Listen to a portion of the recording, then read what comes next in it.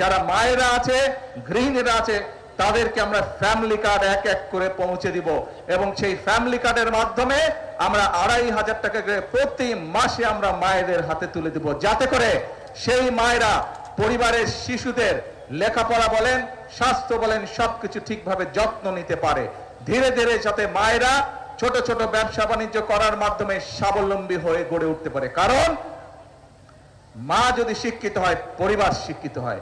মা যদি স্বাবলম্বী হয়, একই সাথে পরিবারের সকল সদস্য ধীরে ধীরে স্বাবলম্বী হয়। প্রিয় ভাই বোনেরা, এই প্রতিশ্রুতি আমরা দিয়েছিলাম।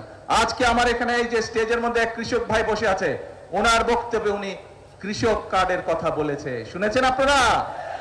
এই কৃষক কার্ডের কাজও কিন্তু খাল খননের কাজ যেমন আমরা শুরু করেছি, ফ্যামিলি কার্ডের কাজ যেমন আমরা শুরু করেছি, আল্লাহর রহমতে কৃষক কার্ডের কাজও আমরা ধীরে ধীরে শুরু করেছি।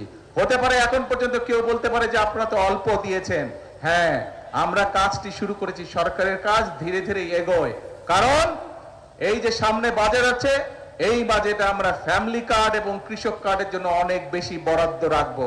কারণ বর্তমানে যে বাজেট চলছে, এটি তো বিএনপি সরকারের বাজেট না, এটি বিএনপি সরকারের আগে যে অন্তর্বর্তীকালীন সরকার ছিল তাদের করে যাওয়া বাজেট, এবং সেই বাজেটের মধ্যে ফ্যামিলি কার্ডের কোনো টাকা দেওয়া ছিল না, সেই বাজেটের মধ্যে কৃষক কার্ডের জন্য কোনো টাকা দেওয়া ছিল না। সেই জন্য ইনশাল্লাহ এবার আপনাদের সরকারের বিএনপি সরকার বাজেট তৈরি করছে এবং সেই বাজেটের মধ্যে ফ্যামিলি কার্ডের জন্য বরাদ্দ রাখা হবে, সেই কার্ডে কৃষক কার্ডের জন্য বরাদ্দ রাখা হবে কৃষক ভাইদের জন্য। আমরা চাই মায়েরা যেমন স্বাবলম্বী হবে, আমাদের দেশের কৃষক ভাইরাও স্বাবলম্বী হবে। সেই জন্য কৃষক কার্ডের মাধ্যমে প্রতি বছর যাতে কৃষক ভাইদের যে সার, কীটনাশক, যেসব বীজ, ফসলের বীজ, এগুলো কিনতে যেই টাকাটির প্রয়োজন, তার একটি অংশ আমরা সরকারের পক্ষ থেকে ফ্যামিলি কার্ডের মাধ্যমে কৃষক ভাইদের হাতে পৌঁছে দিব, যাতে করে তাদের জন্য সমস্যা না হয়।